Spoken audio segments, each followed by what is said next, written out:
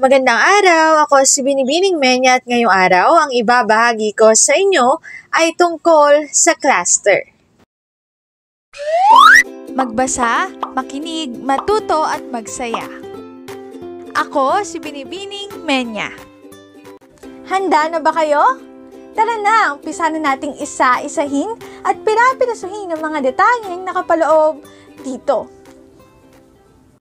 Maaari kong ibigay ang soft copy ng video na ito, mag-email ka lamang o kaya naman ay mag-message sa aking Facebook page.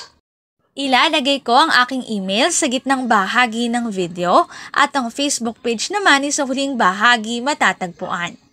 Maraming salamat sa panonood! Tulad ng binanggit ko kanina, ang ibabahagi ko ngayong araw ay tungkol sa cluster. Ang cluster ay tumutukoy sa magkakasunod na dalawa o higit pang katinig sa isang pantig ng isang salita na binibigkas ng magkasama. Para mas madali ninyong maunawaan ay narito ang ilang halimbawa ng cluster sa Filipino. Unang halimbawa ay pluma, blusa. Ang sumunod ay brilyante. Ang sumunod ay prutas.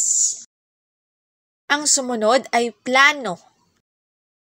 Ang sumunod ay prinsesa. Ang sumunod na halimbawa ay blanco. Grasa. Ang sumunod ay klaro. Ang sumunod ay prito. Narito ang sanggunian ng PowerPoint template na ginamit ko sa buong presentasyon. Dito na nagtatapos ang aking pagbabahagi. Sana ay marami kayong natutuhan. Muli magbasa, makinig, matuto at magsaya. Ako si Binibining Menya. Paalam! Paalala, ang wikang Filipino ay mapagpalaya at natin itong gamitin, mahalin at mas paunlarin.